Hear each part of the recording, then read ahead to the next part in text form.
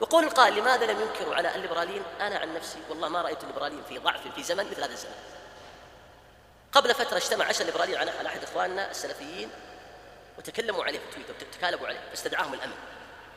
وأحدهم اتصل على راسل أخانا قال أريد أن أكتب تغريدة اعتذار، بعضهم أمر أن يحذف حسابه وبعضهم كتب اعتذارا وكتبه ونشرها في تويتر.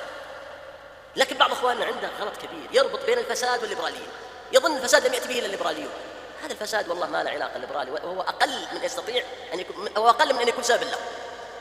لكننا أحيانا نكثر خصومنا. ورأس الليبرالي تركي الحمد الشايب الضال هذا كل ما فيه شيء إلا شيء واحدا، تجلده أن امشوا واصبروا على آلهتكم. يظهر للناس أنه مع الدولة وهو ما بين حين وآخر يؤخذ للأمن ويرد، وكتف البخاري وقرص أذنه ورجع واعتذر، فهو ومع ذلك يتجلد. وإخواننا أدنى موقف يهتزون. والله الذي لا إله إلا هو ما رأيتم في زمن ضعف كهذا الزمن، ما رأيتم ضعفا في زمن كهذا الزمن. كتب تركي الحمد قبل 2 3 قال الآن علمت أن أحسن حكم الملكية، كان أول يحارب الملكية الآن اعترف بها. ومحامي الليبراليين كل يوم داخل السجن وخارج، كل يوم داخل السجن وخارج.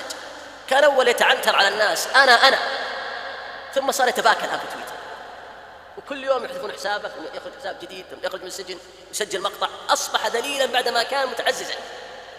فوضع الليبرالية باعتبارها فكرا ليبرالي، فرق بين الشهوات وبين الليبرالي. صدقون هؤلاء العامة اللي يحضرون المنكرات والشهوات والله العظيم انهم يسبون تركي الحمد ولا يدانون، لكن تغلبهم شهوتهم ويقلد بعضهم بعضا، والناس كأسراب القطا يتبع بعضهم بعضا.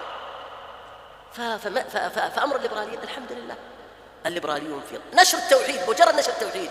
وما جرى اليوم من السعودية وجربت اللوطية المسمى المثلية، هذا صفع في وجوه جميع الليبرال. لكن سترى تركي الحمد وأمثاله يتجلدون كأن شيء لم يكن، يريدون يوهموا الناس أن الدولة معهم حتى يتقوى جانبهم، وهم أضعف الناس.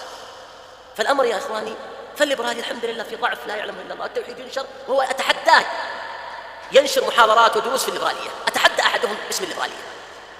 لو استطاعوا ما سكتوا الفترة الطويلة هذه، ولا أحد ينشر شيء باسم الليبرالية، لأن يعرف أنه سيمنع ومضيق عليه.